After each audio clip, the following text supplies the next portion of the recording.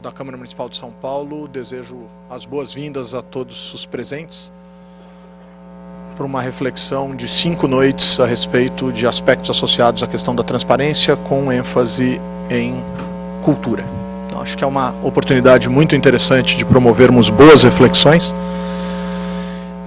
Essa parceria com o SESC nos é muito cara, muito importante, muito relevante, né? E, portanto, eu gostaria de anunciar aqui que nesta noite especial de abertura deste curso, antes de chamarmos aqui os nossos palestrantes de hoje, eu gostaria de chamar à mesa o vereador José Polici Neto,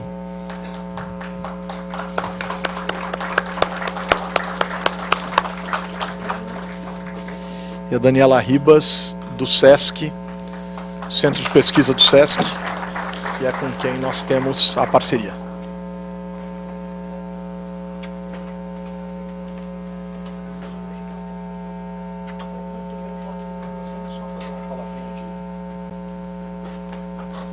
Muito bem, então passo a palavra ao vereador Polici Neto para fazer a abertura. Vamos lá. A gente também ouve um pouquinho. Boa noite. E ótimo. Deixa eu falar primeiro da satisfação de ver a casa cheia. Não é sempre que a gente tem a sociedade dentro do parlamento e, portanto, fazendo isso funcionar de fato. A segunda boa notícia é fazer isso dentro da escola do parlamento. Então, não é só usar o espaço que é nosso, mas usar aquilo de mais poderoso que qualquer sociedade pode ter, que é o ambiente de socialização do nosso conhecimento, e aí saudar a nova gestão da escola, as novas parcerias, e falar também do quanto é bom trazer para cá um tema que para mim é tão importante, né? Eu preciso lembrar duas passagens da Câmara. A Câmara Municipal de São Paulo foi o primeiro espaço público do Brasil a realizar uma maratona de dados abertos, já provocada um pouco pelo debate mundial e nacional da transparência. Também aplicou as regras de transparência antes da imposição legal, com regulamento próprio, com tempos inclusive menores do que aquele estabelecido ainda em 2011 pela Presidência da República, lembrando que a Lei de Acesso à Informação é de 2011, produziu efeitos naquele período, mas a Câmara começa quase um ano antes da legislação tornar obrigatória acesso às informações. A Câmara de São Paulo se antecipou e passou a partir daí de ter um regime bastante interessante de oferta de informações. Lembrando que parte disso é informação ativa, né? Não é você ser reativo de ter que ser instado a oferecer informação, é ter uma prática de deixar as informações de forma organizada e que qualquer cidadão tenha condição de buscar a informação. Muitas cidades, muitos parlamentos optaram por um caminho tortuoso daquilo que a gente fala, onde está o Oli? Põe tanta informação que é tão difícil encontrar exatamente aquilo que você está atrás. A gente teve uma prática bem diferente dessa, que contou, e eu preciso contar isso para vocês, com apoio muito grande da equipe de funcionários da casa. Então, os funcionários da casa tiveram um desejo real de tornar público um conjunto de informações que durante muito tempo ficou escondida aqui dentro. Acho que é uma forma da gente contar, inclusive, do nosso trabalho, né? Porque quando a gente oferece toda a informação que aqui ou foi acumulada ou foi produzida, a gente conta um pouco daquilo que a gente realizou. Então eu precisava contar isso para vocês. Nesse mês de maio, numa atividade também da escola, a gente pôde conferir isso. A Fundação Getúlio Vargas realizou uma pesquisa em metrópoles e pegou como base São Paulo, Rio, Curitiba, mas apresentou já os resultados de São Paulo e Rio, mostrando o índice de transparência que a cidade tem. E a informação trazida por essa pesquisa, né, o dado trazido por essa pesquisa, é que na metodologia por eles produzida, a Câmara de São Paulo tem 100% de transparência. É lógico que nós sabemos que ainda temos muito a oferecer, mas na metodologia produzida pela Fundação Getúlio Vargas a ser aplicada em municípios, nós conseguimos performance máxima, o que também é importante. Mas mais importante é o que vocês vão fazer nessas 5 noites. Tá? Entender sistemas de controle, entender o quanto a transparência permite um controle da sociedade, às vezes informações simples, quando socializadas, produzem reflexões muito diferentes daquele dado e daquela informação, e isso é conhecimento puro, né? quando você tem diversas pessoas a partir da mesma base de informação, portanto da mesma fonte, produzindo análises distintas e depois fazendo com que essas análises sejam estressadas, portanto dialogar uma com a outra para a partir daí termos conhecimento real em cima dos nossos dados, das nossas informações.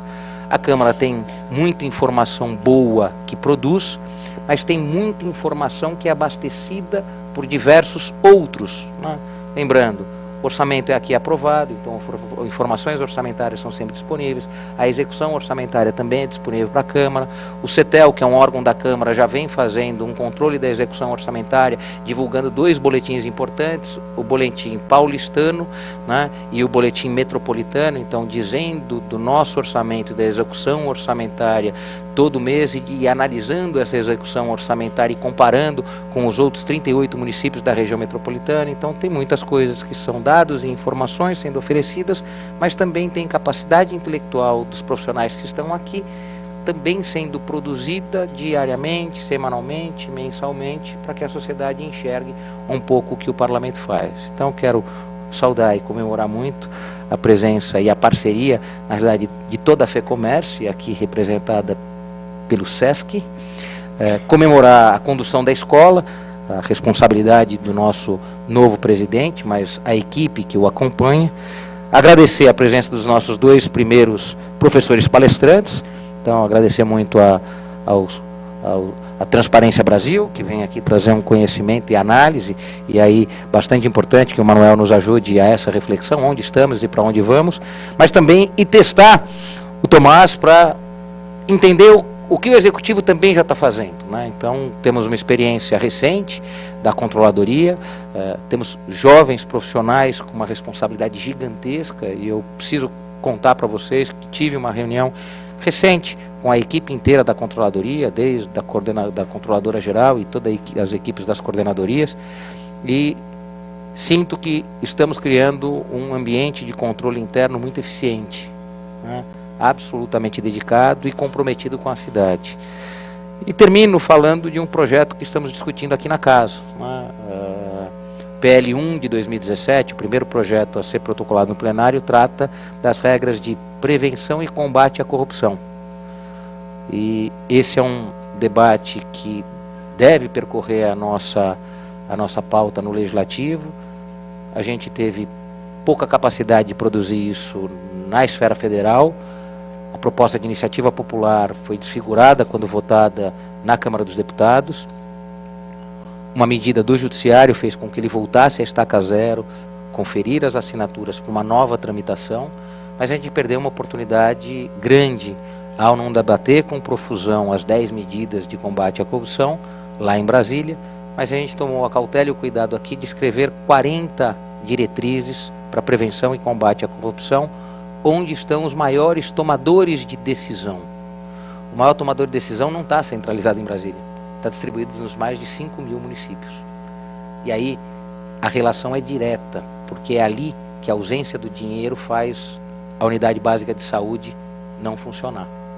É ali que quando uma prática corrupta, como anunciada entre ontem e hoje, de um conjunto de profissionais absolutamente corruptos que se encastelou na Secretaria de Saúde do Rio de Janeiro, sumiu com mais de 200 milhões de reais que iam objetivamente para hospitais, postos de saúde, que iam comprar remédio, que iam garantir profissionais de saúde trabalhando naquelas... Então, para a gente entender que quando a prática acontece na estrutura municipal, ela corrompe o serviço direto, aquilo que chegaria ao cidadão. Para isso, o debate com o diretor executivo da Transparência Brasil, Manuel Galdino, e o debate palestra com o Tomás Barbosa da Silva, que coordena a promoção da integridade da nossa coordenadoria, é fundamental para nós aprendermos. Hoje aqui eu sou muito menos vereador, muito mais aluno de vocês e, portanto, isso nos prepara para um novo momento. Um momento que o controle é prévio e, portanto, a gente vai ter condição de dizer que a nossa sociedade evoluiu porque ela se antecipa ao dano. Senão a gente vai ter que produzir tantos moros que talvez a gente não tenha a condição de realizar a efetivação das políticas públicas. Não dá para a gente imaginar que a gente vai continuar correndo atrás do bandido. A gente tem que ter práticas objetivas de controle e antecipação ao dano. E muito da transparência nos dá isso. Então, saudar a escolha das palestras, né, a escolha desse conjunto de debates que a gente vai realizar e saudar a presença de vocês. É uma primeira iniciativa nessa linha que teve total aderência. Total aderência. O volume de inscrições foi bastante grande, a transmissão que a gente faz ao vivo, a gente tem certeza que a gente amplia muito isso. E todos vocês que puderem indicar a outros que não podem vir aqui nos assistir à distância, qualquer um que entrar no nosso portal da Câmara vai poder nos acompanhar aqui. Vocês vão poder interagir, a gente vai ver quais as formas de interação que a gente vai produzir para quem nos acompanha lá de longe, porque um pouco dos mecanismos digitais estão nos permitindo isso, então vamos avançar nessa linha também, mas saudar muito a presença de vocês. Só existe essa escola porque vocês estão à nossa frente e esses profissionais de muita qualidade poderão socializar esse conhecimento que eles vêm acumulando para vocês e para a gente, tá bom? Bom debate, boa palestra e boa atividade.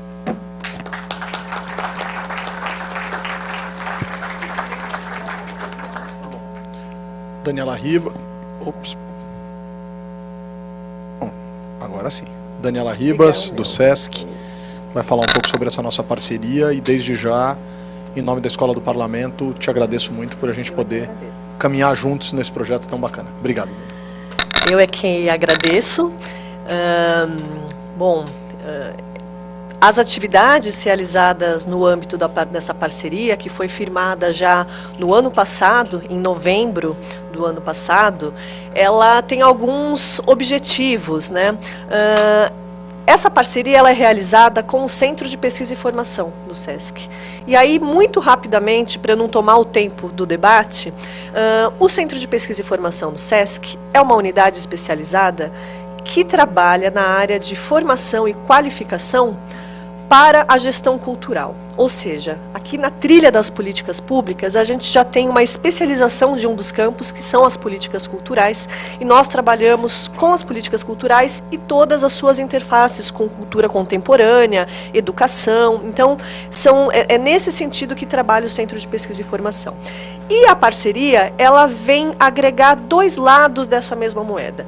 Quais são os aspectos legislativos, por exemplo, que a gestão cultural e os públicos, né, e os profissionais da área da gestão cultural precisam se apropriar para desempenhar melhor o seu trabalho? Por outro lado, o que a Câmara Municipal e a Escola do Parlamento poderiam discutir em termos de políticas específicas para a cultura?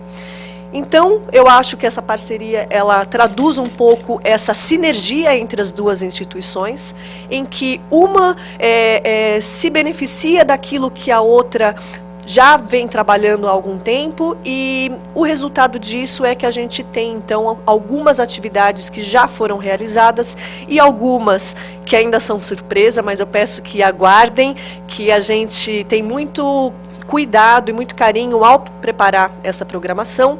Alguns dos debates que aconteceram, que eu acho que são interessantes trazer para vocês que estão aqui interessadas no tema de hoje, que é a Lei de Acesso à Informação, Transparência, Governo Aberto. A gente começou em novembro falando das leis de fomento à cultura, então pegando de novo o aspecto legislativo. Em dezembro, Plano Municipal de Cultura, que foi aprovado exatamente em dezembro. Em janeiro, a gente deu uma paradinha para aquele período de recesso, de fim de ano e começo de ano. Retomamos em fevereiro, discutindo Carnaval de Rua, portanto, o aspecto legislativo com uma forte inflexão no território, né, na cidade. Em março, a gente discutiu orçamento para a cultura. Bom, o tema de abril e maio, em maio a gente achou importante trazer a Lei de Acesso à Informação, que está fazendo aniversário, inclusive. A gente já tinha trabalhado isso antes lá no Centro de Pesquisa. A gente fez uma leitura comentada do terceiro Plano de Ação para a Transparência Brasil, feito pela OGP, em parceria com a CGU. OGP é a sigla em inglês para Parceria para Governo Aberto. CGU, Controladoria Geral da União. Então, a gente, né, lá no CPF já é preocupado naturalmente com esse tema, e essa parceria ela só vem a reforçar essa preocupação e essa necessidade que o campo das políticas públicas, especialmente o campo das políticas culturais, ela tem tanta necessidade de cada vez mais se aprofundar, porque o profissional da área da cultura, ele é craque em um monte de coisas relativa à produção cultural, hábitos culturais, eventos, mas a gente percebe que tem uma carência na formação desses profissionais em aspectos legislativos e de políticas públicas. Então, essa parceria só nos enriquece, Centro de Pesquisa e Formação, com toda a expertise da Escola do Parlamento. Então, eu queria deixar o convite para vocês acompanharem a programação do Centro de Pesquisa e Formação, não só a da parceria, mas todas as outras que a gente realiza. Vocês podem ter acesso no site do Centro de Pesquisa e Formação, que é sescsp.org.br/Centro de Pesquisa e Formação. Também dá para achar por /CPF, né? A gente tem as nossas redes sociais, Facebook, Twitter, que também você pode acompanhar a programação por lá. E eu faço a todos o convite para ir no espaço do Centro de Pesquisa e Formação, que fica no prédio da FEComércio, que é na 9 de julho, na Dr. Plínio Barreto 285. Então, finalizando a minha fala, eu desejo um bom debate para todos e que a gente tenha muitos frutos nesses 5 dias de debate. Obrigada.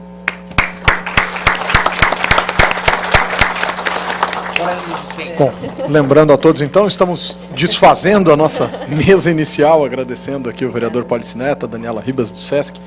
Enfim, uma honra muito grande poder tê-los aqui conosco essa noite.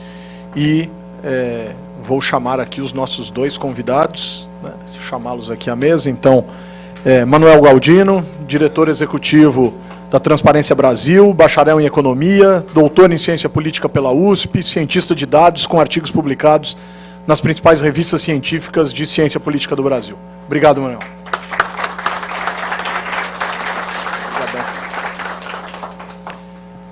Manuel, a gente fez doutorado praticamente juntos, né? Então é uma honra muito grande revê-lo aqui. Colegas de doutorado em ciência política na USP. E Tomás Anderson Barbosa da Silva, coordenador da Coordenadoria de Promoção da Integridade na Controladoria Geral do Município de São Paulo, coordena as ações de transparência ativa e passiva, fortalecimento da gestão, fomento ao controle social e promoção da ética na Controladoria de São Paulo, e exerce a função de secretário executivo da Comissão Municipal de Acesso à Informação. Doutorando em Administração Pública e Governo pela Fundação Getúlio Vargas de São Paulo, com pesquisas nas áreas de accountability, controle democrático de governo e transparência pública, bacharel em Ciências Sociais, portanto mais um colega, né?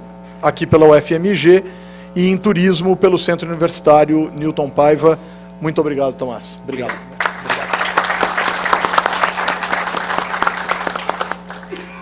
Bom, eu acho que a gente tem que estabelecer aqui os critérios para que a gente trabalhe nessa mesa tão especial hoje. Eu entendo que, como o evento tem uma duração, e eu particularmente sou um pouco neurótico com horário, né, tanto de entrada quanto de saída, as coisas não podem ser intermináveis, as coisas têm hora para começar e hora para acabar, porque as pessoas se planejaram assim para estarem aqui conosco. Então eu entendo que começamos às 19h30 e estabelecemos que poderíamos estar aqui até às 21h30, de acordo com aquilo que divulgamos. Mas nós tivemos um pedido especial do Manuel, que tem um problema familiar, e, portanto, agradeço de forma ainda mais enfática, diante das suas questões pessoais, o fato de você ter conseguido estar aqui conosco, que cada um dos nossos convidados tenha 30 minutos para suas exposições, para suas considerações, enfim, acerca dos temas que tratamos, né, e que combinamos aqui, que está na programação do curso, mas eu acompanharei aqui o Tomás nos 30 minutos finais, mas o Manuel vai pedir licença e terá que se retirar um pouquinho antes. Tudo bem, pessoal? Tudo bem? Tranquilo? Muito bem? Então, eu vou começar com o Manuel, diretor executivo da Transparência Brasil, que terá 30 minutos para suas exposições, e seguirei com o Tomás Anderson Barbosa da Silva, que falará sobre aspectos mais relacionados à sua vivência profissional na Controladoria do município. Obrigado, gente. Muito bem. Vamos lá. Fica à vontade. A palavra é sua. Acho que é a outra apresentação. Bem. enquanto eles colocam a apresentação, que primeiramente queria agradecer ao convite da Escola do Parlamento para estar aqui hoje, é uma honra. Já acompanhava o trabalho de vocês, vários colegas nossos da ciência política já vieram aqui, então confesso que até aguardava a minha oportunidade de vir aqui, então fico muito feliz de vir aqui hoje e agradecer também aos presentes e quem vai acompanhar remotamente a oportunidade de falar para vocês. Eu sempre considero que quem está aqui nos ouvindo ou de casa, enfim, a gente tem que agradecer pela oportunidade de querer nos ouvir, e então agradeço a presença de todos e todas. Eu vou falar hoje então um pouco sobre a Lei de Acesso à Informação e como está a transparência no Brasil, e vou falar também de um projeto da própria Transparência Brasil que é relacionado a esse tema e que vai permitir nos dar algumas conclusões e alguns apontamentos para o futuro, ainda mais que, como foi comentado, a Lei de Acesso à Informação completa 5 anos essa semana, que entrou em vigor, né? Ela foi editada em 2011, mas ela entrou em vigor e passou a ter seus efeitos em 2012, no mês de maio, então são 5 anos. Então tem muitos eventos comemorando, estou muito feliz de estar aqui hoje. Falar rapidamente sobre a Transparência Brasil, para quem não conhece. A Transparência Brasil é uma entidade autônoma, independente, suprapartidária da sociedade civil, uma ONG, né? Fundada em 2000, e somos uma das principais, se não a principal entidade de combate à corrupção, promoção da transparência, com atuação nacional no Brasil. A gente tem 2 grandes focos de atuação. Um é o que a gente chama de monitoramento das instituições públicas. Então, buscamos avaliar e trazer informação sobre como está funcionando o governo, o legislativo, o judiciário, né, do Brasil, nos seus vários níveis, e tentando trazer informação para o público, para que o cidadão possa também ser um agente de fiscalização e de transformação da vida brasileira, das instituições brasileiras. Então temos esse trabalho de monitoramento que fazemos desde o começo. Cito 2 exemplos de projetos que ilustram esse trabalho. Um é o As Claras, que ainda está no ar, que ele foi criado em 2002 e ele procura mostrar quem financia os nossos políticos, né? Quem faz contribuição de campanha. Então, se vocês acessarem asclaras.org.br, vocês podem ver por vários anos, várias eleições, quem financiou no Caixa 1, o que a gente tem acesso à informação, né? Doação oficial, dos políticos brasileiros, de todos os níveis, todas as campanhas, todos os candidatos. Então, esse é um exemplo. Outro exemplo é o Excelências, que fazia uma ficha dos parlamentares brasileiros, deputados e senadores, a atuação deles no Congresso e também a ficha judicial, processos, condenações, que foi super importante para mostrar que a corrupção era um problema sistemático do Congresso brasileiro e que ajudou a pautar, inclusive, a própria ideia que viria dar depois no Ficha Limpa. Então, um outro trabalho que a gente faz, associado ao monitoramento, é o que a gente chama de advocacy, que é tentar, junto às instituições brasileiras, à sociedade brasileira, ao público brasileiro, promover ideias em defesa da transparência, da integridade do poder público e do combate à corrupção. Então, um exemplo dessa nossa atuação, que foi marcante, também é a própria Lei de Acesso à Informação, que nós, desde a fundação da Transparência Brasil, defendíamos a importância de uma regulamentação como a LAI, que é a Lei de Acesso à Informação.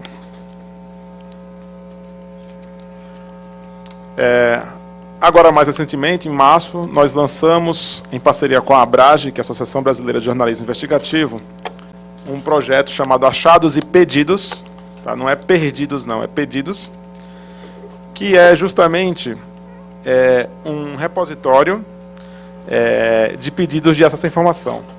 Então, o que acontece? Hoje, na LAI, se você fizer um pedido de acesso à informação, você pede lá, eu quero saber quanto que o governo gastou em empréstimos para estádios da construção da Copa do Mundo, digamos. Você pede isso para o governo federal talvez dê essa informação, talvez não, se ele der essa informação para você, você usa essa informação como você quer e ela fica para você, só que aquela informação é pública. Então, o nosso portal é uma oportunidade de divulgar, essas informações que são obtidas via o que a gente chama de transparência passiva, ou seja, o governo reagiu e deu a informação, mas em vez de ficar só para você, multiplicar e acessar, dar acesso a essa informação para todo mundo. A própria Prefeitura Municipal, na Controladoria Geral do Município, tem uma iniciativa similar para o município de São Paulo, que disponibiliza os pedidos de informação e as respostas que foram solicitadas em anos anteriores. Só que, obviamente, só para a Prefeitura de São Paulo. Então, a gente quer fazer isso para todo o país, todos os níveis, todos os poderes. E, portanto, transformando a transparência passiva em ativa. Então, se vocês quiserem acessar depois, também achadosepedidos.org.br, vocês vão poder ver o que a gente conseguiu colocar lá até agora. Já são mais de 20 mil pedidos de acesso à informação, todos os poderes, todos os níveis. Então, de repente, tem informação legal lá que você quer saber, você tem onde achar sobre o Brasil e a gente, enfim, quer ampliar isso. Se você fez um pedido de acesso à informação, obteve uma resposta ou não, também você pode fazer um cadastro no nosso site e cadastrar lá para outras pessoas usarem aquela informação. Então também tem essa estratégia de crowdsourcing para que as próprias pessoas alimentem o site e contribuam com a transparência no país.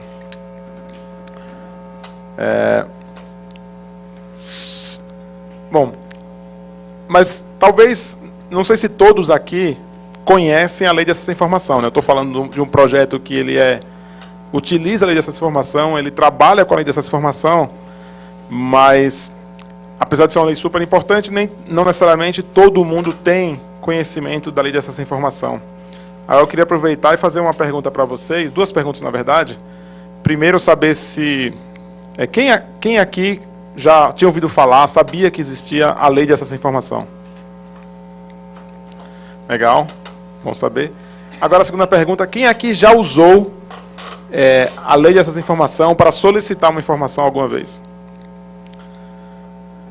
Um número bom até, eu diria, até porque nem sempre você precisa de uma informação, mas, enfim, então vale a pena falar um pouquinho sobre a lei de acesso à informação, embora a maioria já tenha conhecimento sobre ela, né? A lei de acesso à informação, na verdade, ela veio regulamentar um direito que já existia, que estava estabelecido na nossa Constituição. Pela própria Constituição brasileira, já estava definido, no artigo 5º, todos têm direito a receber dos órgãos públicos informações de seu interesse particular ou de interesse coletivo ou geral, que serão prestadas no prazo da lei, sob pena de responsabilidade, ressalvadas aquela cujo sigilo seja imprescindível à segurança da sociedade e do Estado. Então isso já estava na Constituição. Não é que a lei de acesso à informação, a LAI, ela nos deu o direito ao acesso à informação. A gente já tinha esse direito. O que acontece é que, por exemplo, no prazo da lei, que prazo da lei? Isso não estava determinado. Então você fazia um pedido de informação e o governo poderia demorar meses, anos, e não tinha uma regulamentação que indicasse qual era o prazo para que aquilo fosse cumprido, nem qual era a sanção, né? Nem especificando quais são as hipóteses de sigilo que permitiam, portanto, a exceção ao princípio da publicidade e da transparência. Então, o que a lei de acesso à informação veio fazer foi regulamentar exatamente como se daria o direito garantido pela nossa Constituição. Tá, então, o direito existia na prática, não. De jure, mas não de fato. Lá e vem tentar transformar esse direito em algo prático que funciona. E nos seus primeiros artigos, a lei de acesso à informação vai, portanto, definir quem está sujeito a ela, né? Então, subordinados ao regime desta lei, órgãos públicos, e ele lista tudo, executivo, legislativo, e para não haver dúvidas, tribunais de contas, Judiciário e Ministério Público, né? Se alguém tem dúvida se o Tribunal de Contas é legislativo ou não, o que é, não, está lá explicitamente dito, para não haver dúvida que se submete a isso. Também autarquias, fundações, sociedades de economia mista, né? Então as estatais, enfim, também para não haver dúvida do legislador foi bem explícito.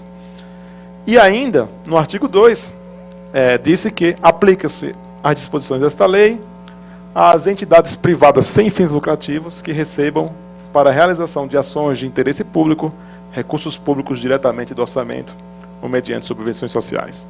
Então, por exemplo, a Santa Casa também está sujeita à lei de acesso à informação no que tange aos recursos públicos que ela recebe, organizações sociais, em geral, que estejam recebendo recursos públicos, portanto, se submetem também à lei de acesso à informação.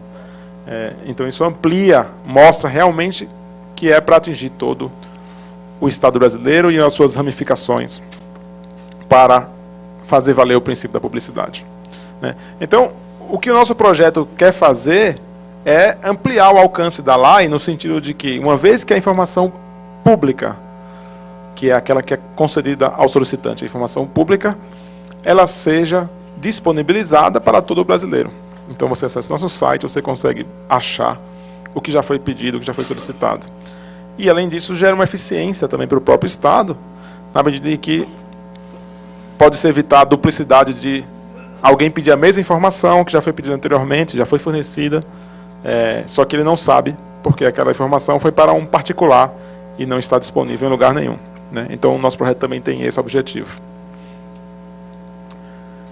Aqui tem um exemplo, então, que eu peguei do nosso site, de um pedido de acesso à informação. Então, tem aí qual foi o pedido. Planilha com quadro de cargos da administração direta e autarquias 2012 e 2003. Foi enviado para a Secretaria de Planejamento e Gestão, aqui do Estado de São Paulo. Já está finalizado.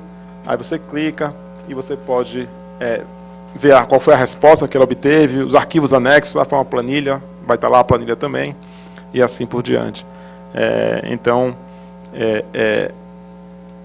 obviamente, é um desafio sempre organizar essas informações, então existe busca por órgãos, busca por período, datas, e estamos aperfeiçoando sempre o site para que isso seja o mais intuitivo possível, o mais fácil possível.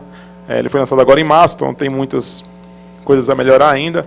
Convido vocês a acessarem o site e, se tiverem dúvidas, sugestões, cadastrar o seu pedido, por favor, entre em contato com a gente. Estamos à disposição, porque queremos aperfeiçoar esse trabalho e esse projeto.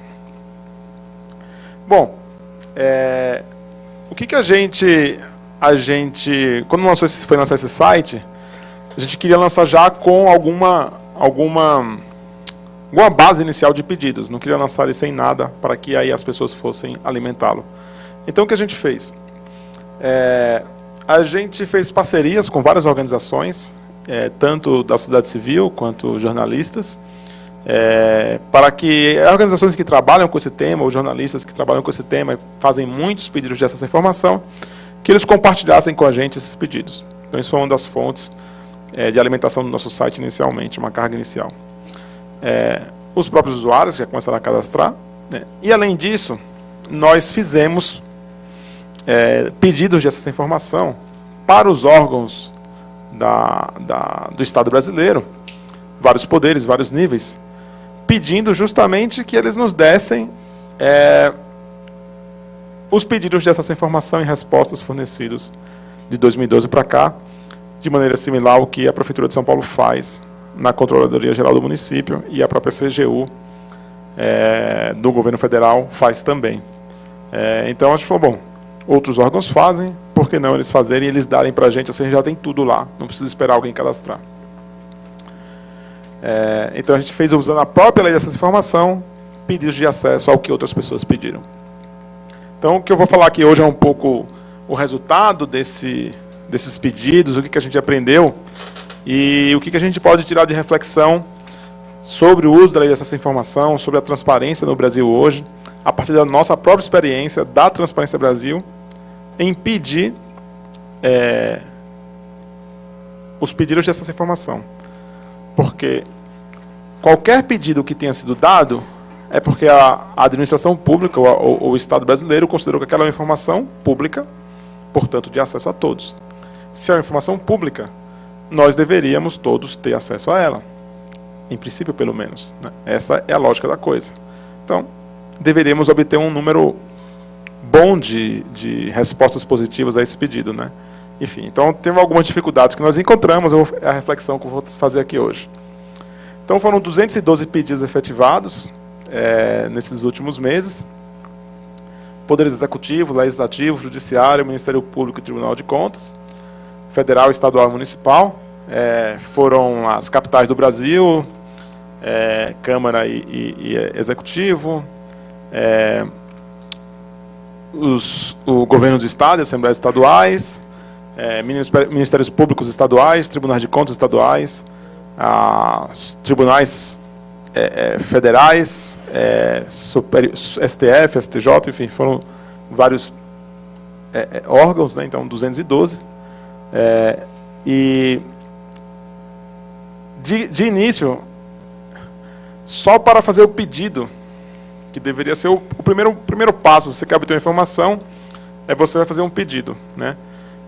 A gente encontrou dificuldade em 12% desses 200 aí, a gente encontrou dificuldade de fazer o pedido. O que é uma dificuldade? Dificuldade é assim. Por exemplo, que é uma coisa fácil. Você entra no site da CGU, do Governo Federal, tem lá o ESIC, de Sistema de Informação ao Cidadão, você se cadastra e você faz o seu pedido ao Governo Federal, ao Executivo Federal. Então é uma coisa fácil. O que é uma coisa difícil, dificuldades que a gente encontrava? Então você entrava no site do órgão e não existia em nenhum lugar um sistema fácil de pedido. Então, tudo bem, não tem um sistema, mas tem uma ouvidoria, tem um fale conosco, etc. A gente mandava e-mail, ninguém respondia. Então a gente tinha que ligar para poder, depois de ligar, entender como é que fazia, qual era o e-mail da pessoa. Quer dizer, era uma dificuldade para fazer um pedido de acesso à informação. E em um dos casos,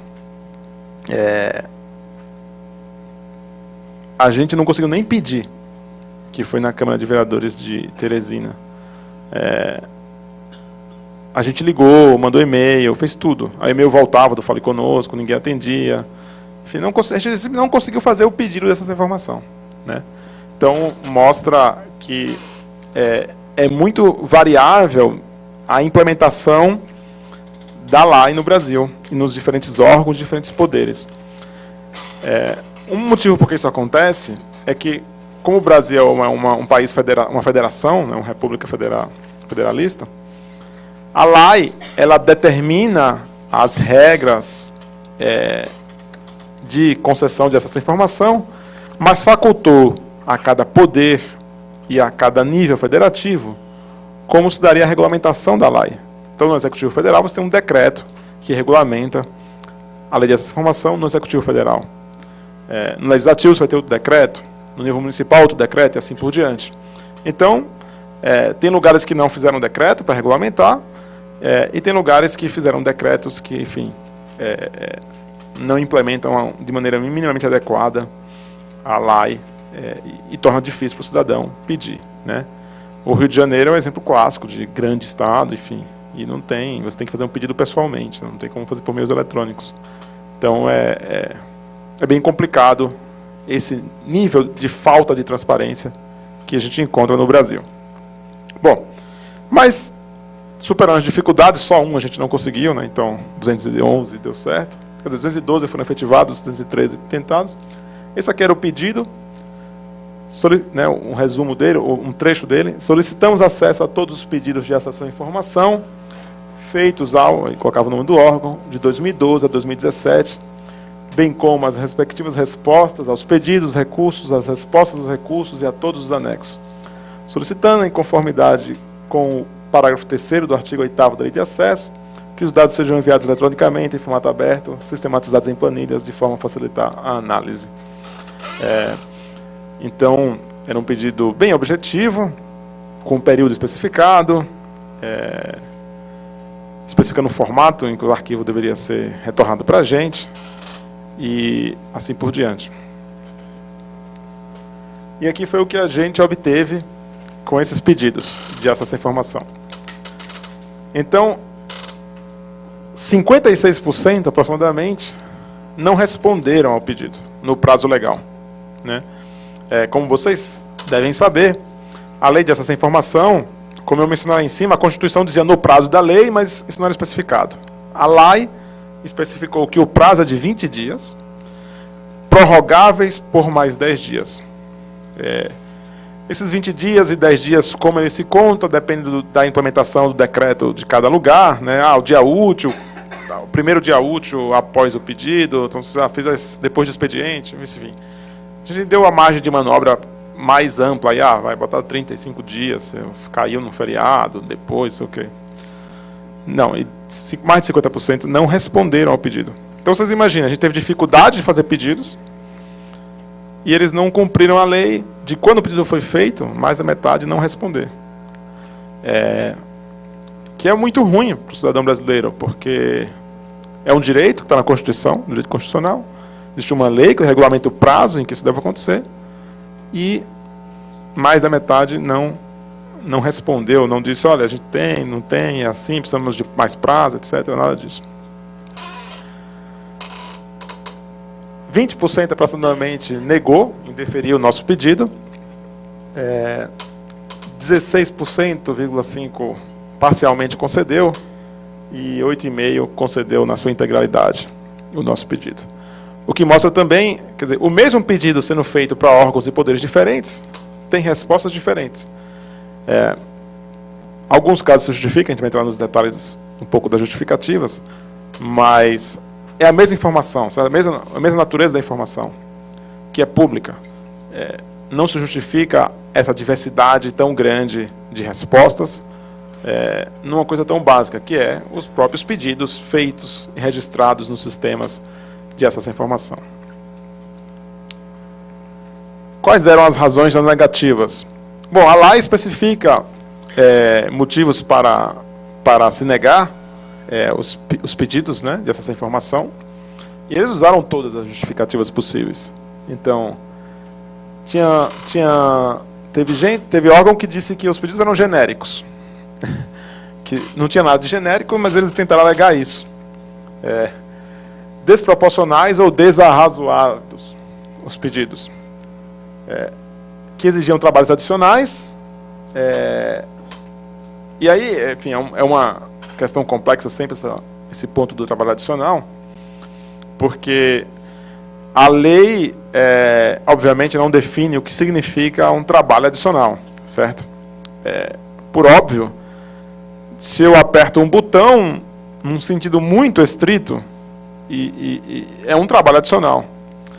Mas, obviamente, não pode ser essa a razão alegada num caso concreto. Eu tenho que apertar um botão aqui e apertar outro para mandar para vocês. Isso não pode ser considerado trabalho adicional. Então, do ponto de vista do cidadão, se um órgão vai alegar trabalho adicional, ele precisa não apenas dizer isso vai exigir trabalho adicional, mas ele precisa fundamentar, explicar exatamente em que consiste o trabalho adicional, até para que o cidadão possa recorrer do seu pedido se entender que o fundamento da negativa não é válido. Quando os órgãos não explicam, e eles não explicavam, né, isso mostra que também o trabalho não está sendo feito. Você pode negar, mas você precisa fundamentar a negativa. É um direito do cidadão. A lei e a Constituição brasileira definem que a publicidade é a regra e o sigilo, a negativa à informação, é a exceção. Portanto, toda exceção tem que ser fundamentada e justificada. Simplesmente alegar, é genérico o pedido, é desarrazoado, desproporcional, existe trabalho adicional, não é uma negativa fundamentada. E acontecia às vezes também de você fazia um pedido, aí genérico, você fazia recorria, não, é desarrazoado. Eles iam trocando a argumentação porque eles não queriam dar, né, a informação. Então, assim, foi uma dificuldade muito grande, porque isso mostra como a cultura da transparência ainda está muito limitada no Brasil. Teve um caso que chega a ser engraçado, ou tragicômico, assim. era de um tribunal de contas, eu não lembro agora que estado que era. Eles ligaram para a gente para tirar dúvidas sobre o nosso pedido. Aí falou comigo. A pessoa falou assim, vocês pediram acesso à informação, a gente aqui classifica os pedidos que chegam em acesso à informação e solicitação. Eu falei, solicitação? Eu falei, o que você está chamando de solicitação? Ela falou, por exemplo, suponha que você peça o salário de um funcionário. A gente entendia que isso é uma solicitação. Eu falei, não, mas isso é uma informação pública. Inclusive, tem um entendimento do STF dando direito ao acesso a essa informação. Isso não pode ser classificado como solicitação. Tipo, não tem... ela falou assim, é? Eu falei, claro. Falou, tá bom. Então a gente vai considerar isso como um acesso à informação para tentar dar essa informação para vocês. Quer dizer, nem ela estava falando de boa vontade, ela não estava falando de má fé. Pelo menos foi a percepção que eu tive. Ela não tinha o treinamento básico para saber o que era um pedido dessa informação. Não tinha sistemas para isso, de forma que eles classificavam de forma mais ou menos arbitrária o que era pedido dessa informação e o que não era. E assim, dificultava o acesso à informação, né? Então, essa é a falta de estrutura do Brasil, né? Um outro problema que a gente obteve, esse bem revela também a falta de organização, como a parte tecnológica e de sistemas é importante para que a gente possa ter transparência, é a questão da anonimização. A lei de acesso à informação diz que cabe aos órgãos e entidades do poder público assegurar a proteção da informação sigilosa e da informação pessoal, né? Então, o seu nome, você tem lá seu CPF, seu RG, seu endereço, suas informações pessoais, seu telefone, que porventura o Estado tenha, é dever do Estado proteger essa informação. E aí, a gente fez os pedidos, e os órgãos, muitos deles, a maioria, quando responderam, passaram para a gente a informação pessoal dos cidadãos. Inclusive, alguns eram uma questão um pouco mais difícil, porque ela, no corpo da resposta a pessoa botou o nome, colocou a informação do RG dela, etc. E aí precisaria anonimizar isso, e os sistemas não estavam preparados para isso. Mas em outros casos foi pior, porque eles mandaram planilhas que eles extraíram do sistema deles, que não era no corpo da resposta, tinha lá uma outra planilha, uma outra aba que tinha a informação da pessoa, nome, CPF, RG, etc. Então eles mandaram para a gente as informações pessoais do cidadão que fez os pedidos de acesso à informação. Então eles cometeram um crime, inclusive, né? Violaram a própria lei. E teve um órgão que chegou a mandar para a gente, e depois falou, desculpa, desconsiderem, eu vou mandar anonimizado, por favor. Falei, tá certo. Ainda bem que nós somos uma organização séria, né? Porque se fosse alguém querendo obter essa informação pessoal das pessoas, teria tudo isso, né? Então, esse é o nível de proteção dos nossos dados no Estado brasileiro, né? Não está preparado. É uma questão de preparo, de infraestrutura, de conhecimento, de treinamento, né? Isso não tem. Então, para concluir, o que a gente observou então nesses últimos 6 meses de construção do nosso portal, achados e pedidos? Primeiro, baixa taxa de resposta, que é o mínimo, é você responder o cidadão, nem que seja para negar, para que ele possa recorrer, para que ele possa saber o fundamento, saber que aquela informação está desorganizada, saber que o Estado não está preparado. Isso já é uma informação, né? Então a gente não teve nem esse mínimo. Fora a dificuldade de fazer pedido. Falta de entendimento sobre a lei. Então, apesar de 5 anos já de vigência da lei, falta ainda muito conhecimento, muito treinamento e muito entendimento da cultura da transparência e da lei.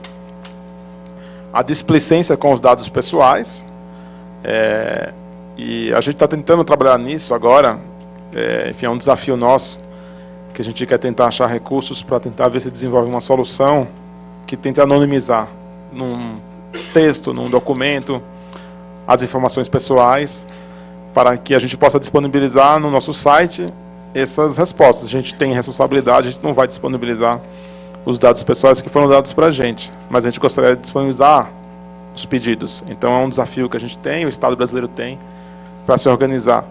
No caso da CGU, o ESIC que eles desenvolveram já está preparado para, na hora que a pergunta é feita, ela separar os campos pessoais dos campos que não são pessoais. mas no resto do Brasil praticamente isso não está feito. Portanto, a gente, enfim, deveria se adotar o modelo da CGU, porque ele está mais bem preparado para lidar com essa questão dos dados pessoais e da anonimização. Era isso que eu tinha para trazer aqui hoje como reflexão para vocês da experiência da Transparência Brasil no uso da Lei de Acesso à Informação, as dificuldades que a gente tem. Eu sei que eu apresentei praticamente só problemas, mas assim, a lei é um avanço muito grande. Não queria só encerrar com uma nota negativa. Era uma coisa há muito tempo necessária no Brasil. Foi um dos últimos países a regulamentar, né, no mundo democrático, uma lei de acesso à informação. Então, quanto mais a gente utilizar, quanto mais a gente pedir, mais o Estado se vê obrigado a se organizar. A gente viu nos próprias solicitações da gente, poxa, a gente tem se desorganizado, a gente vai aproveitar para usar o pedido de vocês para pressionar por recursos, para implantar um sistema, porque vai mostrar como é necessário esse sistema para organizar as informações. Então, o próprio pedido dessa informação também ajuda o Estado a se desenvolver, a se organizar mais, né? E é um direito nosso. Então, eu acho que a gente está avançando, e quando você avança, você encontra as dificuldades. Quando você não está avançando, você não encontra dificuldades, porque você nem sabe que elas existem. Então, acho que também, para, enfim, não ficar só num tom pessimista, era isso que eu queria dizer. E se tiverem dúvidas, comentários, tanto sobre o site, sobre a apresentação aqui, que eu não consegui responder hoje, porque eu vou ter que sair mais cedo por razões pessoais. Tem meu e-mail aí, e estou à disposição. Se quiserem acessar a página da Transparência Brasil no Facebook, Transparência Brasil, também a gente responde por lá. E vocês podem acessar o nosso site também, transparência.org.br, transparenciabrasil.org.br. Obrigado.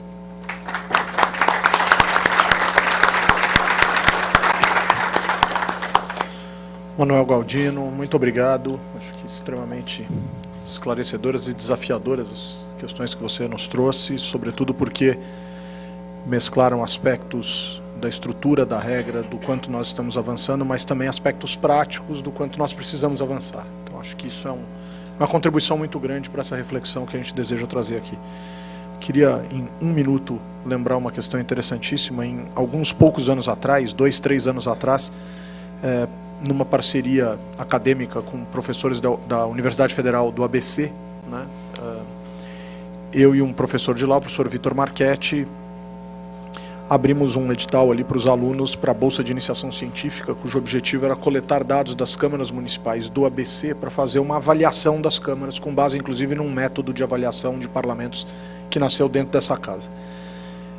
E a gente enfrentou rigorosamente tudo o que você mostrou aqui, tudo, inclusive respostas registradas extremamente desaforadas, coisas do tipo: vocês não têm mais o que fazer, por que vocês querem tanta informação? Vocês vão conseguir trabalhar com tudo isso? Bom, nós somos a universidade, normalmente a universidade costuma trabalhar com dados em excesso, mas não adiantou a Câmara, a tal Câmara, que eu vou manter em sigilo, né, por uma questão de respeito, não ficou muito contente. E nenhuma Câmara atendia aos critérios de informação que a gente precisava de maneira aberta, disponível, e nenhuma atendeu aquilo que nós pedimos. É lamentável. Tomás Anderson Barbosa da Silva, extremamente honrado com sua presença aqui, muito obrigado. E a gente estamos aqui para ouvi-lo. Muito obrigado. Feliz demais em recebê-lo. Obrigado, Humberto. Boa noite a todas, boa noite a todos. É um prazer estar aqui na Escola do Parlamento, é um prazer estar na Câmara do município de São Paulo.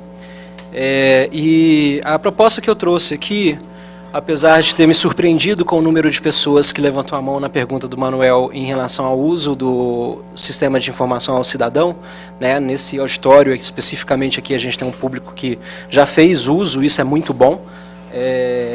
Mas eu trouxe aqui a intenção é trazer para vocês algumas questões para instrumentalizá-los a fazer o melhor uso do sistema eletrônico de informação ao cidadão que a Prefeitura do município de São Paulo tem. e nós honramos muito mesmo isso como instrumento de controle social. É muito importante. Bom, Manuel começou com 2 perguntas, eu vou começar com 2 perguntas também, né? A primeira delas que eu queria fazer era em relação ao ESIC no município de São Paulo. Quem já utilizou ele aqui para fazer pedido? Tá, perfeito. E quem aqui é da área de cultura, que veio atraído pela cultura, pelo... Ótimo.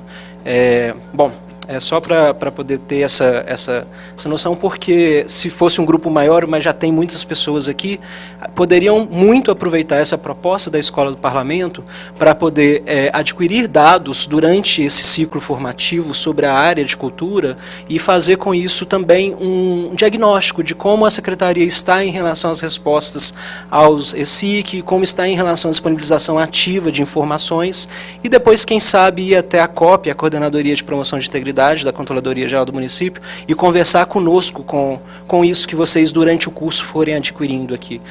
Nós, lá na Controladoria, estamos para o município justamente para poder assessorar a Prefeitura em relação ao controle interno do município. Então é muito importante saber como a sociedade está sentindo e vivenciando as questões relativas ao acesso à informação. Feito isso, eu vou fazer uma pequena propaganda também, porque o auditório aqui ele está muito especializado, é muito importante isso. A gente está fechando um edital que chama Programa Agentes de Governo Aberto, no dia 19, daqui 2 dias. Esse programa teve o ano passado, o Programa Agentes de Governo Aberto. Ele vai oferecer uma bolsa mensal de R$1.000 para os agentes que conseguirem fazer um bom projeto e ser aprovado na área de inovação, transparência, controle social e participação.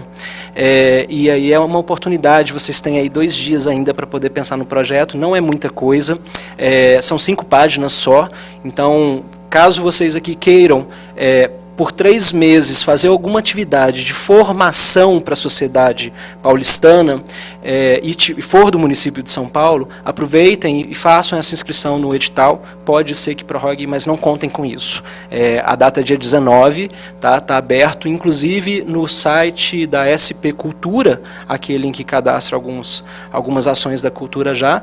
E caso vocês queiram mais informações, entrem no Facebook mesmo da Controladoria Geral do Município, que vocês vão encontrar o edital por lá e as inscrições. Tá? É uma oportunidade, são 10 horas formativas só, que o agente tem que fazer por mês, em 3 meses, e tem uma bolsa de R$1.000 ao mês. Tá?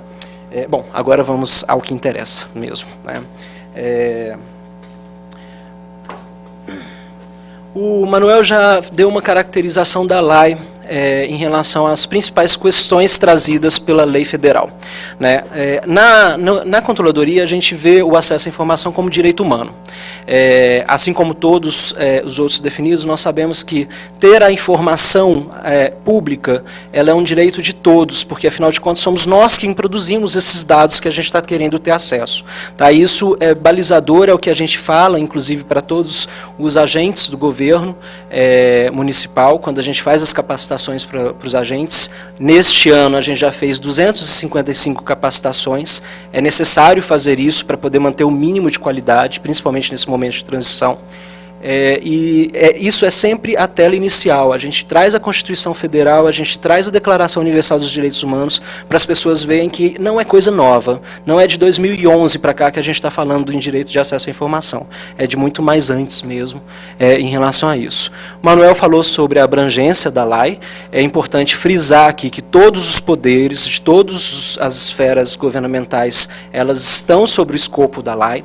E principalmente, como o curso está destinado a muitas pessoas da área de cultura, é importante saber que as organizações sociais, nas atividades que elas estão desenvolvendo para os poderes públicos, elas devem responder também os pedidos de acesso à informação que a elas chegarem. Aqui em São Paulo, caso vocês queiram acessar uma organização social, em relação à lei de acesso à informação, o ideal é fazer isso via secretaria. Tá? Então, caso queira alguma informação de alguma OS da saúde, vá até ao ESIC nosso e peça à Secretaria de Saúde informação sobre aquela OS. Mesma coisa de assistência social, mesma coisa de educação, mesma coisa de cultura e de todas as outras áreas. Quais as informações estão sobre esse escopo? Qualquer uma. Qualquer informação que você queira perguntar, pode perguntar. A gente teve no início do ano uma pergunta sobre o valor da customização do uniforme do prefeito para as ações do Cidade Linda. Foi respondido dentro da Secretaria de Governo mesmo em relação a essa resposta. Todas elas, não existe informação que é considerada de menor valor ou maior valor. Tá? Existe alguma questão relacionada a sigilo. Tá? Alguns sigilos são legalmente garantidos já no governo, pelo governo brasileiro. Sigilo fiscal, sigilo bancário, sigilo comercial e proteção dos dados pessoais. Isso deve ser muito observado pela administração pública também. Não dá para a gente, por exemplo, fornecer para qualquer pessoa o prontuário médico de alguém, mesmo que seja para ela mesma, via ESIC. Algumas questões têm que ser feitas, inclusive, pessoalmente, porque no sistema que é na internet, a gente não tem como confirmar a identidade da pessoa que está fazendo o pedido. Tá? Então, exceto essas informações que são legalmente protegidas, todas elas são possíveis de serem informadas. Aqui no município de São Paulo, os governos também podem classificar algumas informações como sigilosas. Né? Aqui no município de São Paulo nós temos pouquíssimos termos de referências com classificação de sigilo. Eles estão relacionados principalmente, na verdade, acho que só, aos endereços dos abrigos de pessoas vítimas de violência doméstica. Tá? Quais são os princípios da lei? E aí eu queria passar um pouquinho nisso, porque isso daqui já é instrumentalizar vocês para fazerem bons pedidos de acesso à informação. O número 1 deles é que a lei preconiza a divulgação máxima de informações. Né? É aquilo que eu estava falando antes. O sigilo é exceção. O resto é acesso, tá? A regra é realmente ter acesso à informação pública. A segunda delas é relacionada a não exigir motivação nenhuma para o seu pedido. Você não precisa explicar para a administração pública por que você quer determinada informação. Às vezes ajuda, principalmente na hora de deferir ou indeferir, mas não é exigida motivação para o seu pedido. Você pode simplesmente fazer o pedido sem explicar o porquê você quer aquela informação. Lembrando que a informação ela é pública, ela deveria estar já ativamente disponibilizada. A terceira delas é a questão de limitação de exceção. Né? Tipo, as hipóteses de sigilos elas são limitadas e as possibilidades de indeferimento de pedido elas são muito bem delimitadas pelo decreto municipal e pela legislação federal.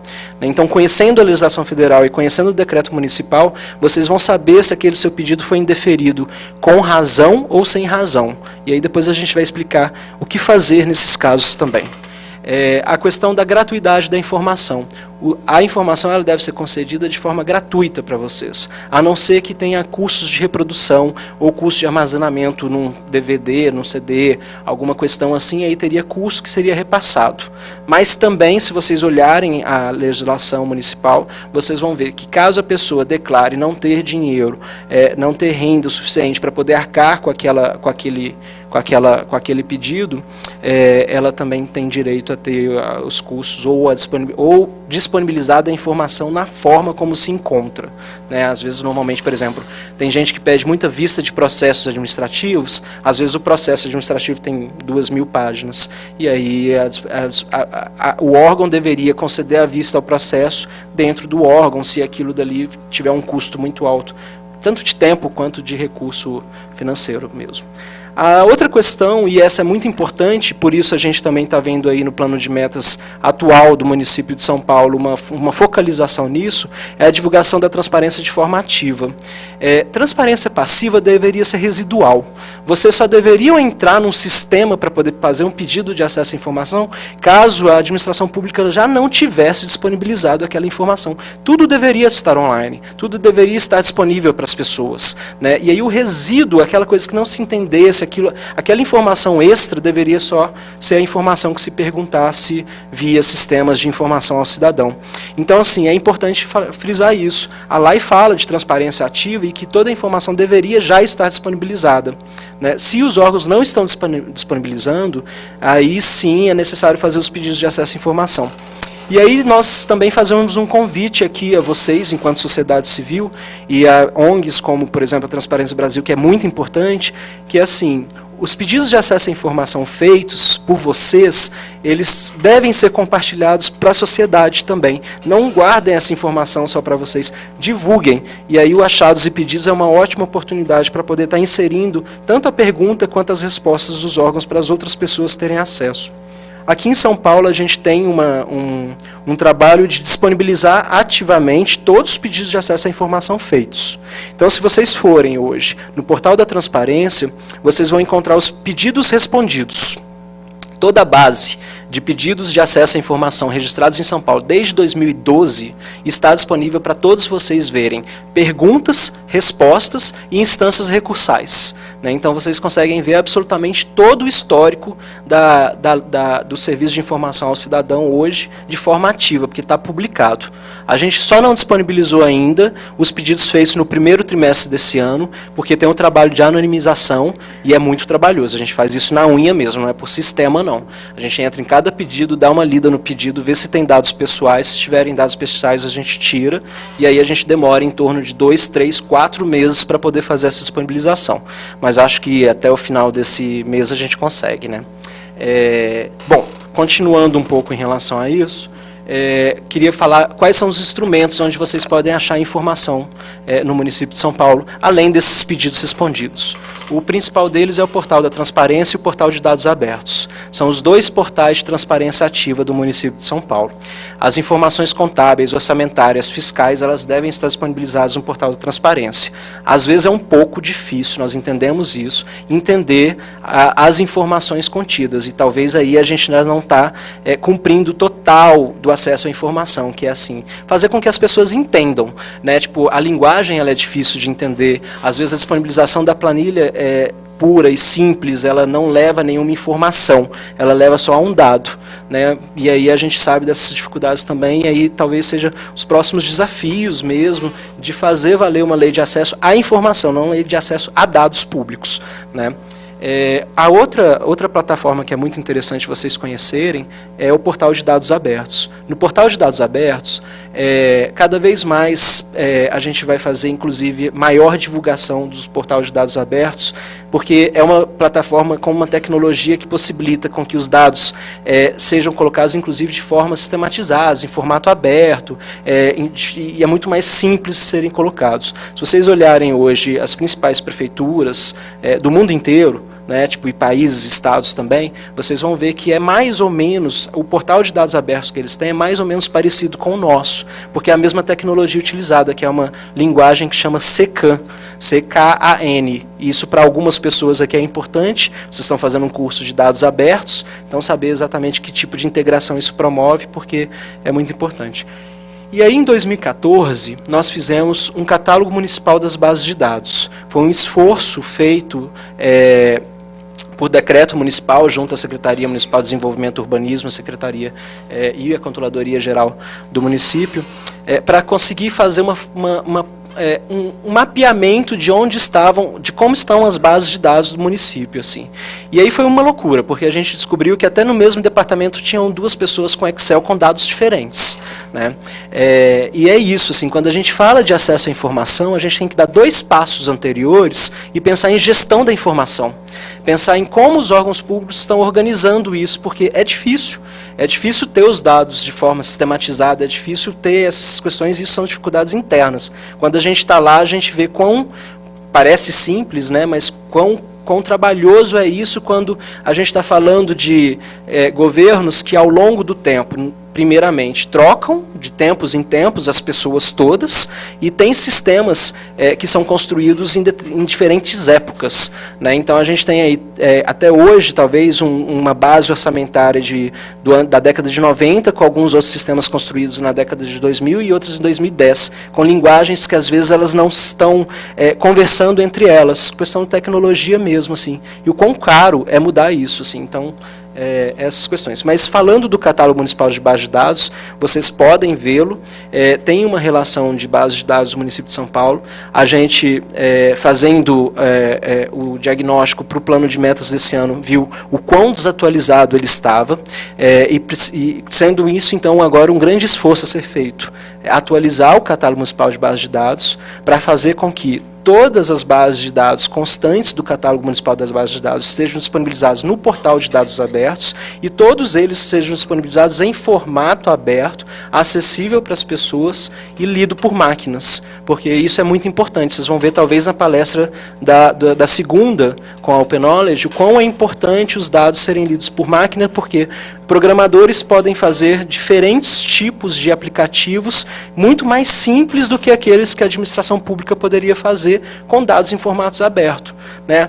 Esse aplicativo do ônibus, por exemplo, que hoje em São Paulo muita gente utiliza, ele é feito com base num dado que a Secretaria de Mobilidade e Transportes disponibilizou em formato aberto para as pessoas. Hoje a gente tem um SOF da Fazenda também, que é um API, né, do orçamentário fiscal, que se você for no portal da transparência procurar dados orçamentários do município, você não vai conseguir chegar até um nível de dados desagregados muito interessante. Você vai assim saber aquilo que a LOA determina, né? Eu vou saber que aquela secretaria ela teve um investimento, a revitalização de praças, número X. Mas nesse API da Fazenda, você consegue desagregar mais um pouquinho e achar mais algumas coisas. Qual que é o grande problema? A gente precisa de pessoas que saibam programação, que saibam desenvolvimento para poder utilizar esse API e trazer informação para as pessoas, né? Não só disponibilizar também o API. Isso é o que a gente chama de transparência ativa. Transparência ativa é aquilo que a administração, os governos, elas já disponibilizam para vocês, né? Desde da plaquinha na porta do órgão, com todas as pessoas que trabalham naquele órgão, com o horário de trabalho das pessoas, até as informações disponibilizadas nesses portais, a gente pode falar que é transparência ativa. Transparência passiva é o contrário. Você chegou no órgão e fez uma pergunta, quantas pessoas trabalham aqui e qual o horário de trabalho delas? Aí uma pessoa vai responder, você foi até a administração pública, né? A administração pública ela te respondeu. E aí a gente chama isso de transparência passiva.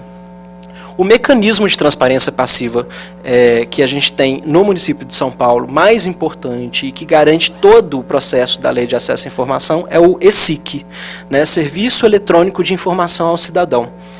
Nesse que algumas pessoas aqui levantaram a mão e fizeram os pedidos. Poderia também ser respondido por carta e poderia ser respondido também por presencialmente, né? Todo órgão deveria ter um SIC presencial, todo órgão deveria receber uma carta com pedido e colocar esse pedido no sistema.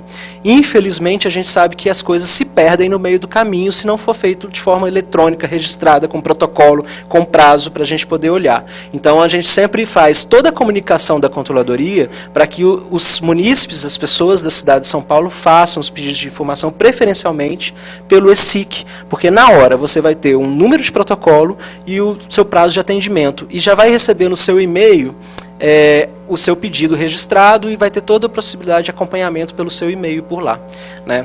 Isso evita, talvez, a gente ter um pedido registrado para algum órgão que nem passa pela controladoria, porque a gente não sabe que foi registrado por aquele órgão. Registrando no SIC, a controladoria está acompanhando. Todos os dias a gente lê todos os pedidos de acesso à informação para o município de São Paulo. Eu brinco, sou do interior de Minas, eu brinco com o pessoal da transparência passiva, que a gente parece aquele pessoal que fica na janela do interior olhando o que está acontecendo no município, né? E a gente tem essa possibilidade, vendo os pedidos para poder fazer esse acompanhamento mesmo. E aí eu já falei um pouco sobre esse pedido respondido. É super importante vocês saberem isso, porque no pedido respondido, caso vocês tenham interesse em alguma área, por exemplo, a minha área de interesse é esportes e lazer. Eu vou no pedidos respondidos, faço um filtro de todos os pedidos registrados para a Secretaria de Esportes. E aí eu posso ver duas coisas, o que a população está querendo saber, né? E aí eu tenho já um mapeamento do que esportes deveria estar disponibilizando ativamente, quanto a forma como aquela secretaria está respondendo os pedidos de acesso à informação. E aí vocês conseguem fazer o controle social daquelas informações que estão sendo concedidas, daquelas que não estão, por quê, né, e vai fazendo um pouco desse acompanhamento. Desde 2012, a gente tem 16 mil pedidos hoje no município de São Paulo disponibilizados ativamente. É um ótimo histórico, inclusive para pesquisas acadêmicas, para poder fazer um pouco esse acompanhamento. Que é o grande esforço que a Transparência Brasil está fazendo com o site Achados e Pedidos, né? Uma outra questão que é importante falar para vocês também é que todos os sites dos órgãos do governo, todas as secretarias, todas as prefeituras regionais, deveria ter disponibilizado uma série de informações ativamente por base nessa portaria, que é a portaria número 03/2014, feita com a Secretaria de Direitos Humanos, com a Secretaria, na época, Secretaria Municipal de Planejamento, e com a SECOM, a Secretaria de Comunicação, e a Controladoria Geral. São dois botões. Se vocês entrarem, isso inclusive é muito interessante, porque São Paulo conseguiu padronizar isso. Existem problemas, a gente sabe que existe, a gente fica mandando ofício para os órgãos para poder alterar. Mas quando vocês entram nos sites dos órgãos da Prefeitura de São Paulo, vai ter dois primeiros botões. O primeiro é acesso à informação, o segundo é participação social. Nesse acesso à informação, deveria estar disponibilizando questões muito importantes, como, por exemplo, a agenda dos secretários. Como, por exemplo, a lista de servidores atualizados, para vocês saberem quem trabalha naquele órgão. Como, por exemplo, as auditorias que a Controladoria Geral do município faz e disponibiliza para os munícipes, para também verem as auditorias da Controladoria, os resultados. Se aquele órgão já teve auditoria, deveria ter o resultado da auditoria ali também. E outras coisas mais. Polêmico e mais recente, e o último botão a colocar nessa caixa de informações, acesso à informação, foi esse botãozinho que está aqui, ó, doações, comodatos e cooperações. Né?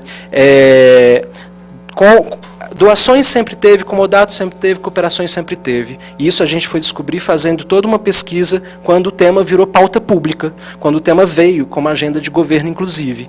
Né? O que a gente foi descobrir na Controladoria em relação a essa questão é que nós não havíamos registros de onde essas doações elas ficavam, não havia um procedimento padrão na Prefeitura de São Paulo em relação a isso, e cada órgão fazia de um jeito. Né? Hoje a gente tem nos órgãos esse botão doações, comodatos e termos de cooperações, em que eles registram as doações efetivamente feitas para aquele órgão e publicadas no Diário Oficial da cidade. Então dá para poder fazer ali uma planilha. Nós temos problemas de atualizações, temos problemas de disponibilização de informação que não está completa dentro da planilha sugerida pela CGM, mas já é um grande avanço vocês saberem em que pelo menos existe uma planilha hoje nos órgãos em que deveria estar registrada aquelas doações colocadas naquele órgão. Quantas doações já devem ter sido feitas no município de São Paulo que não foram patrimonializadas dentro das secretarias? Enfim. E aí tem uma outra parte que é muito importante, que é a de participação social.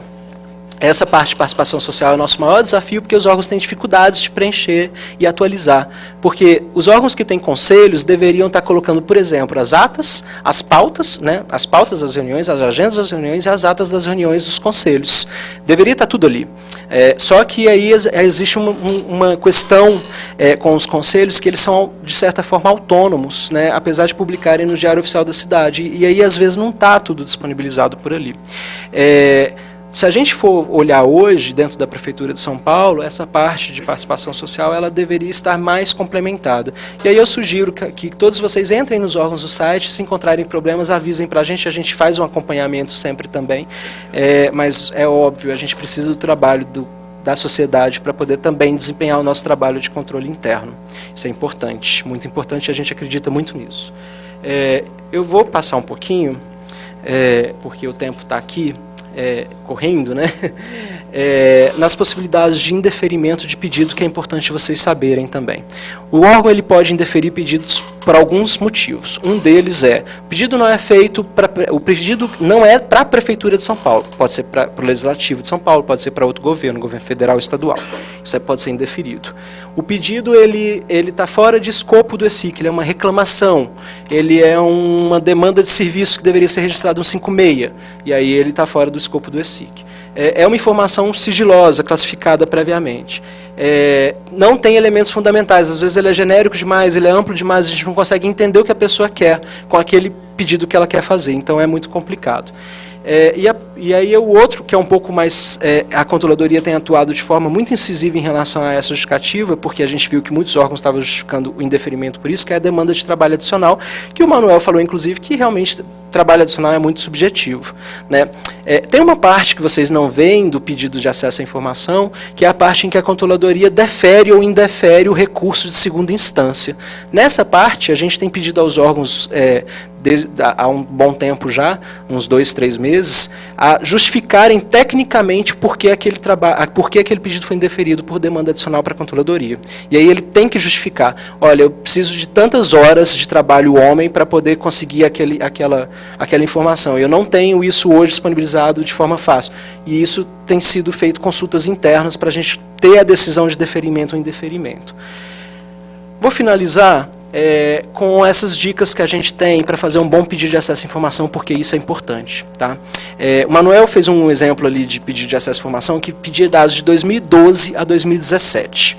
Esse pedido ele é simples, é um pedido relativamente tranquilo de ser respondido, mas ele seria muito mais fácil de ser respondido se fosse assim, eu gostaria da base de 2016, outro pedido da base de 2015, outro pedido da base de 2014, porque seria mais fácil talvez para os órgãos reunirem aquela informação só de 2016 e responder aquele. Pelo menos um ano você teria aquela informação. Os outros eles iam buscar, iam justificar trabalho adicional, alguma questão só. Uma outra coisa que a gente vê muito comum, principalmente nos trabalhos acadêmicos, são as pessoas registrando 10 perguntas, 12 perguntas para o órgão. Aquilo dali, quando o atendente do ESIC, o ponto focal do ESIC nos órgãos recebe, ele olha para aquilo dali e fala assim, meu Deus, não vou nem conseguir responder. E aí demora-se mais o processo para poder dar algumas respostas que já poderiam dar se fosse um pedido só, outro pedido só. Então a gente sempre orienta todo mundo a fazer pedidos mais simples possíveis. E assim, lembrando que os pedidos devem ser anonimizados e que os pedidos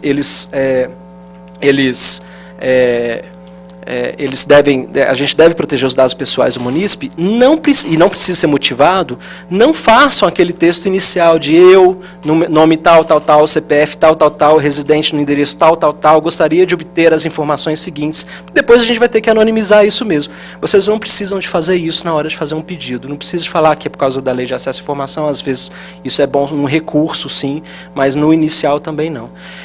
A outra questão para conhecer essa legislação, sim, é muito importante vocês conhecerem, porque vocês vão ver que vocês têm o direito de fazer recursos de primeira, segunda e terceira instância. Nossa, Tomás, mas você está realmente falando para a gente fazer 40, 60, 90 dias de acompanhamento de uma informação só que já deveria estar disponibilizado? Por favor, façam.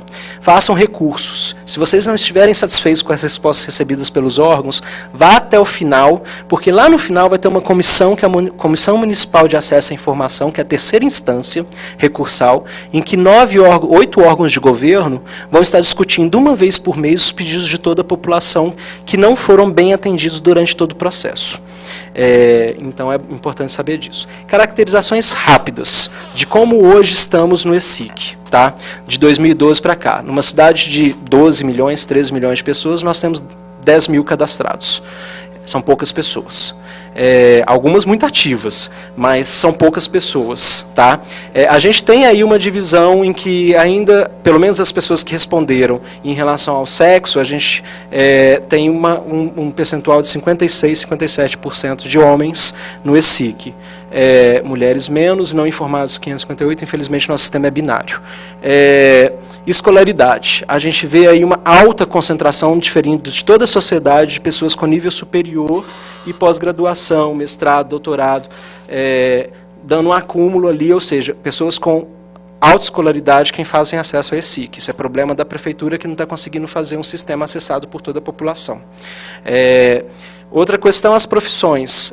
Ali a gente acumulou setor privado, educação, setor público, mas quando a gente desagrega essa informação, a gente vê que o segundo maior público, depois de empresários e empreendedores, é funcionários públicos municipais. E a gente ficou super feliz de saber disso, que o servidor público ele tem utilizado o ESIC para saber informação pública. Mas, enfim, ainda é o setor privado o principal. Outras questões interessantes. Em São Paulo, a gente conseguiu uma boa distribuição regional dos pedidos de acesso à informação. Diferente, por exemplo, do governo federal, que acumula no Sudeste e no Sul.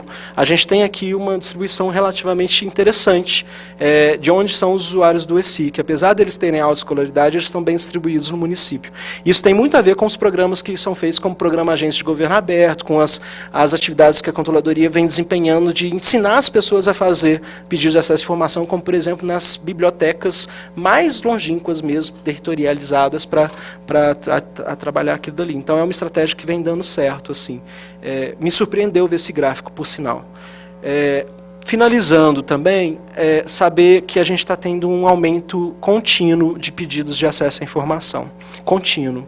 A gente saiu de 2012, que foram só 3 meses, os 3 últimos meses, com 98 pedidos por mês, isso já é calculado a média por mês. Estamos hoje com em torno de 500 pedidos mês, sendo que em março a gente teve o recorde, 700 pedidos no ESIC. O recorde anterior a isso tinha sido em setembro do ano passado, exatamente na época pré-eleitoral, porque a gente viu que todo mundo, tanto os candidatos a vaga aqui no Legislativo como ao Executivo, utilizaram continuamente da Lei de Acesso à Informação para obter dados para suas próprias campanhas. Mas nesse mês de março a gente teve um recorde. E isso é muito interessante, porque aí a gente está vendo que uma sociedade está bem ativa em relação às informações requeridas. Por fim, isso a gente pode ler de 2 formas, né? Aqui são as instâncias recursais, são primeira, segunda e terceira instância.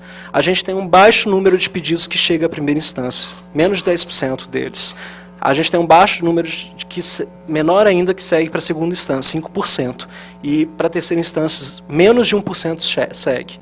Tem 2 questões aí. A gente pode ler assim, olha, os pedidos estão sendo respondidos até o final, ou o cidadão tem desistido no meio do processo. Né? A gente pode fazer essas 2 leituras.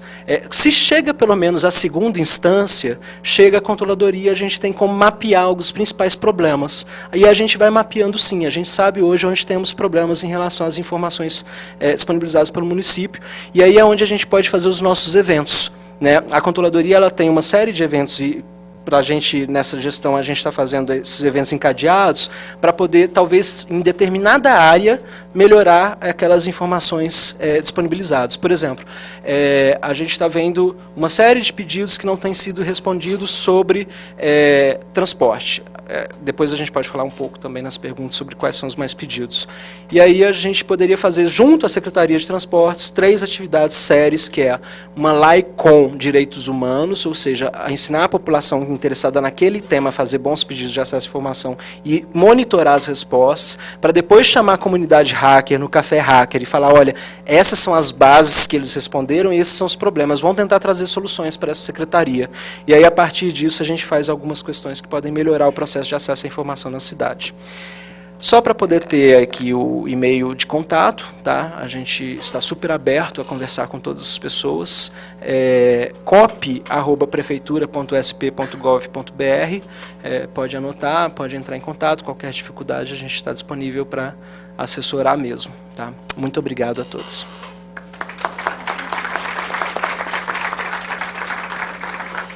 Tomás, muito obrigado. Bom, como eu combinei, como estava acordado no começo, eu quero muito agradecer ao Manuel, ele tem uma questão familiar, enfim, pessoal, mas muitíssimo obrigado pela sua presença, acho que uma salva de palmas para o nosso convidado, obrigado.